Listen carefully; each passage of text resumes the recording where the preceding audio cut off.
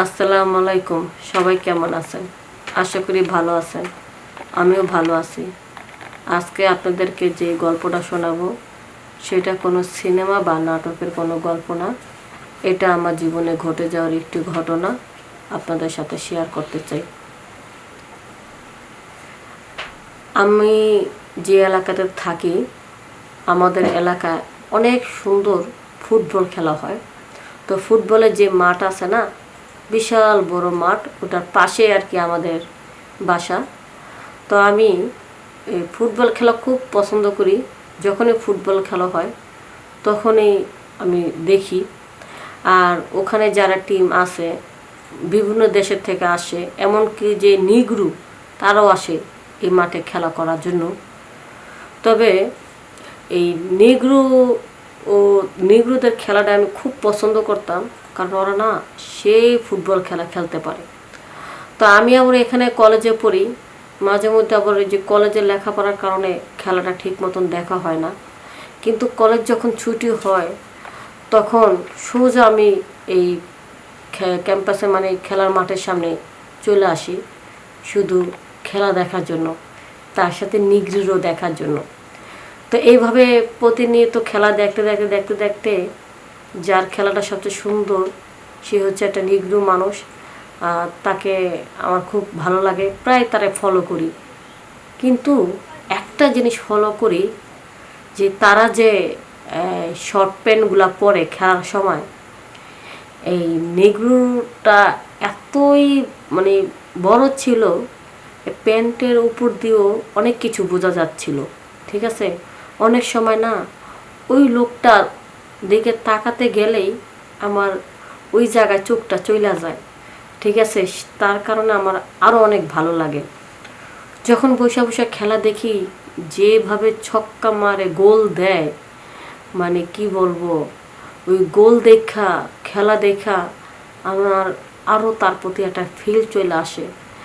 তখন মনে চায় কি, ইস কত সুন্দরভাবে খেলা করতেছে, এই ধরনের খেলা যদি আমার সাথে করতো ওই নিগ্রু বাচ্চা, তারা যে কিভাবে আমি তার সাথে কথা বলি।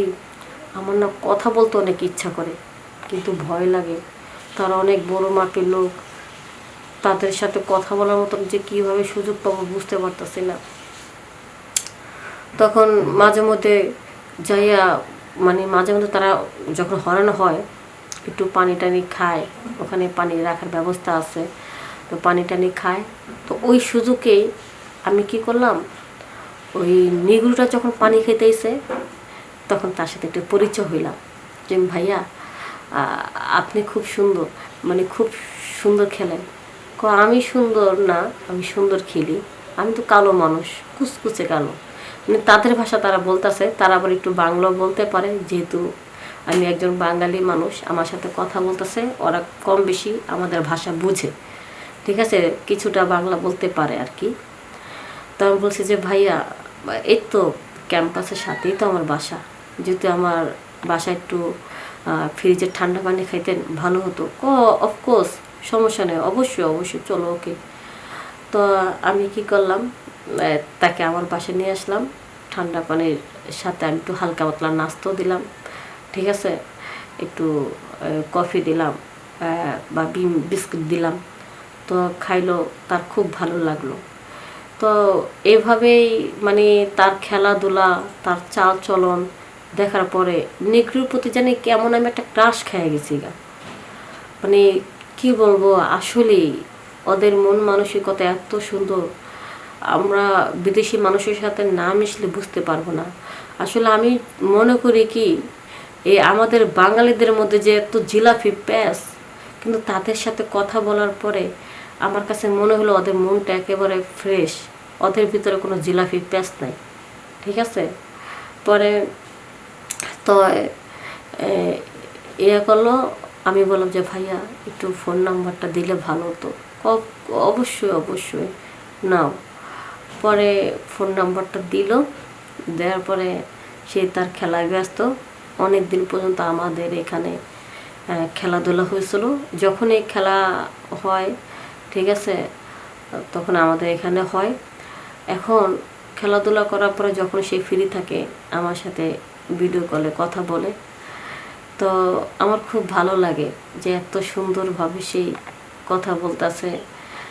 আর সেই যত লম্বা মানুষ করে না, আমি না একদিন আর দুষ্টমি চলে বইলা ফালাইছি, আচ্ছা আপনি কি বিয়ে করেছেন?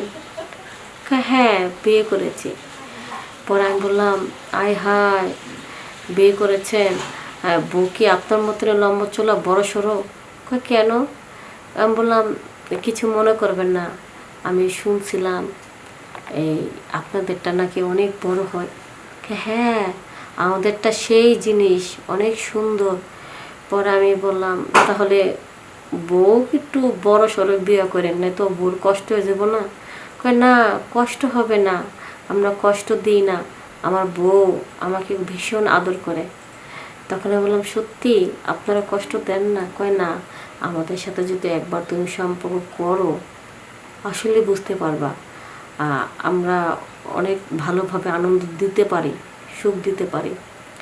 তো একদিন কি হয়েছে, যখনই বল নিয়ে ওরা মানে খেলা করতেছে, যখন ওই বলটার ভিতরে লাথি মারতে যায়, তখন আমি দেখি ওই ওই জিনিসটা বারবার দোলার মতো দোল খাচ্ছে। ঠিক আছে, ফাল পারতেছে, কারণ ওই যেভাবে দৌড়াইতেছে এভাবে শুধু ওটা তো অনেক বড়, বারবার ওটা লাভ পারতেছে।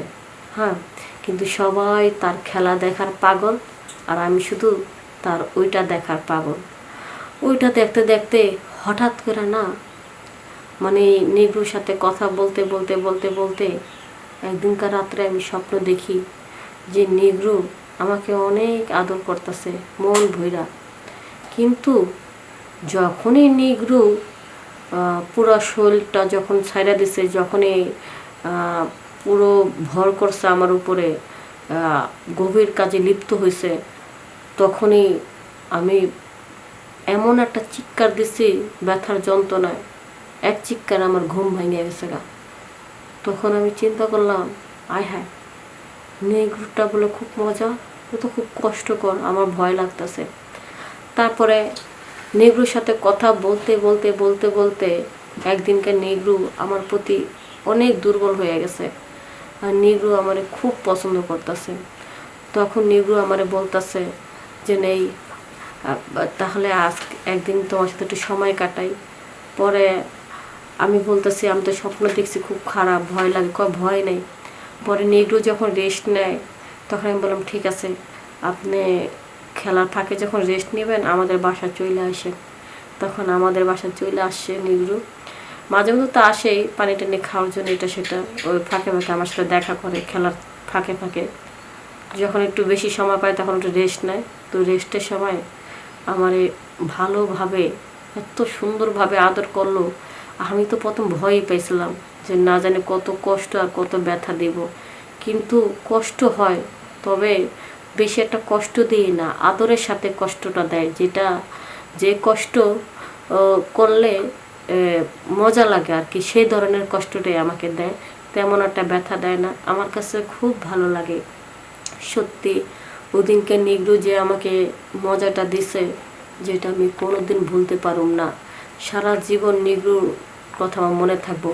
কিন্তু নেগ্রোর সাথে সময় কাটানোর পর আমার আর বাঙালি ছেলে ভালো লাগে না, কেন জানি নেগ্রোর প্রেমে পড়ে গেছি।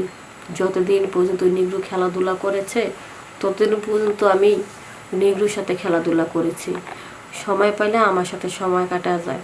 তো বন্ধুরা, আসলে নেগ্রোই হোক আর দেশি মানুষই হোক, যেই হোক না কেন, এই খারাপ কাজগুলা, পরকীয়া কাজগুলা স্বামী ছাড়া কারোর সাথে করা উচিত না। তো বন্ধুরা, আমি যেহেতু একটা নেগ্রোর সাথে খারাপ কাজ করে ভুল করেছি, আপনারা এইভাবে নিজের ইজ্জত কখনো কাউকে বিলিয়ে দেবেন না, সেই থেকে আপনারা সাবধানে থাকবেন। সবাই ভালো থাকবেন, সুস্থ থাকবেন। আসসালামু আলাইকুম।